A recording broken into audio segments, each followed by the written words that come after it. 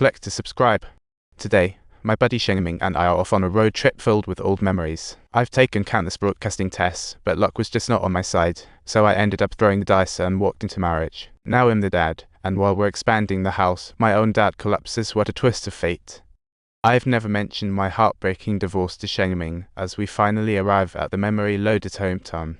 The wall has marks of my growth, and there's a childhood footprint still chilling in the sink. Looking at it, I explained to Xingming. 6. I tripped over the footprint and cried like a baby. What a nostalgic chat. There's a glimmer of nostalgia in my eyes. I think it'd be a shame to tear the whole place down. But he's too shy to voice his thoughts.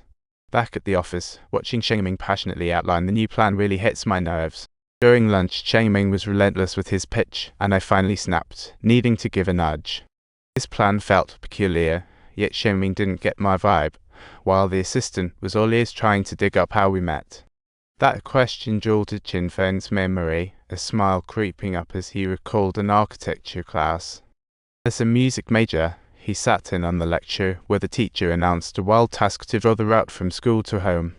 The subtitles read, "The teacher, seeing him for the first time, asked curiously after he finished drawing. That hilarious scene at the time really had everyone in stitches." Xingming witnessed it all, as he lived around here too, taking the same bus every day after class. The teacher assigned a uniquely creative project.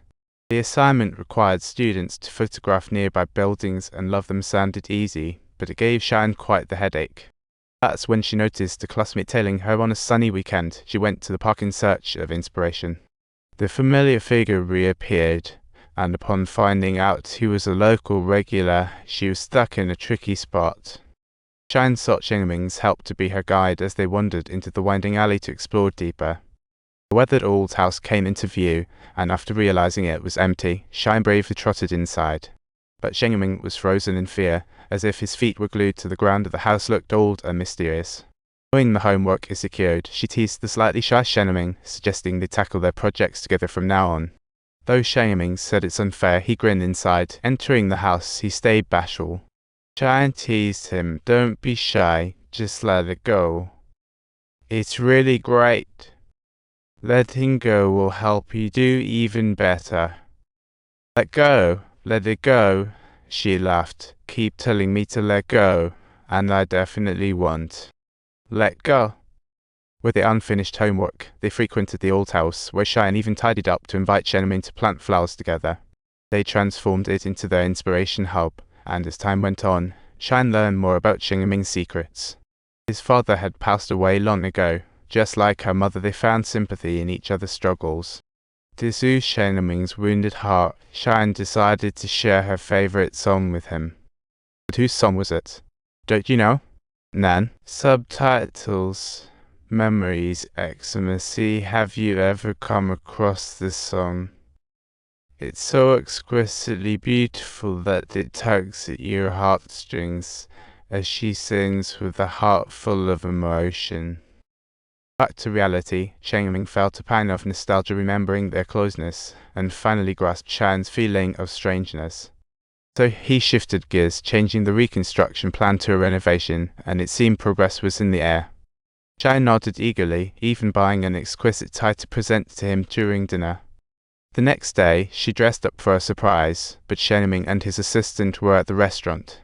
Sensing something's off between them, Shine quietly stowed away the gift while casually probing about Xingming's love life.